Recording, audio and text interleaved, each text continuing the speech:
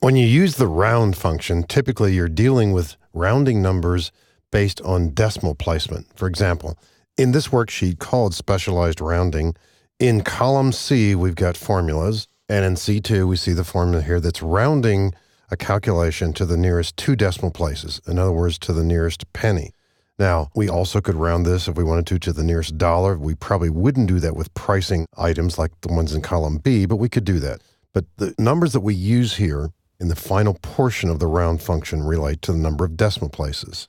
What if we wanted to round this to a multiple or a different number not related to decimals? What if we wanted to round all of our prices to the nearest nickel, for example? We can't just plug in a 0.05 there. We need to use a different function called mRound. We now want to round this to the nearest 5 cents, the nearest nickel, you might say, 0.05. Now, the example in our first case here, since the price was $9, it's going to stay $9. But we haven't dragged that into the next cell below. You can probably foresee or predict what's going to happen here. If we use mRound the way it's used here to round our calculation to the nearest nickel, then as we drag this into the next cell, you can be sure it's going to be 3.25. And the next one down, 4.25. The next one's going to stay at 7.95.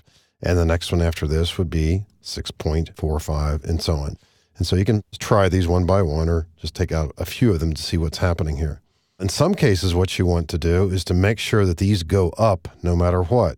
Now, in all cases here, we're providing an increase, but as I press Control Z slowly to move backward here, maybe in some cases here, what we might want to do is to always go up to the next nickel. And mRound doesn't do that necessarily. It goes to the nearest nickel. So if we want this to go up, and if you've seen other round functions, you would probably make the guess, well, we've got round, and then there was a round up and a round down, so it's probably what? M round up and M round down. But that's not the case. The companion functions here will be ceiling and floor. You see them listed out there to the right in column F. So if we want to go up to the next 5 cents, we put in ceiling. And that stays the same here because the actual calculation comes out to be 8.999, something or other like that. So this goes up to the next nickel. But in the next case downward, that's going to go to 330. And the next case downward, 430. Next case is probably going to be the same. Now, actually, that one went up too. So that was slightly over 7.95 earlier, although we didn't actually see that amount. So the companion function for mRound to go upward, in other words, override standard ruling techniques, is called ceiling. And of course, if we wanted to go downward, it would be floor. Now, as we look at the data over in column H, similar kind of setup, obviously with bigger values. And there's a formula already in place in cell H2 and doesn't have any rounding just yet. And let's imagine here that we might want to round these. So a standard way to round these would be to round these to the nearest dollar, for example. In a yearly salary, that's not uncommon. So comma 0 certainly would be one thing to do here. Now, I've seen situations, perhaps you have too, where people get paid 26 times a year, that's every 2 weeks, or maybe 24 times a year, that's twice a month. Is this evenly divisible by 26 or possibly 24? Suppose we have a biweekly pay period, you get paid every 2 weeks, and we want that amount to be a whole number. Right now, if we take this value and divide it by 26, it's not a whole number. In other words, it's got pennies there.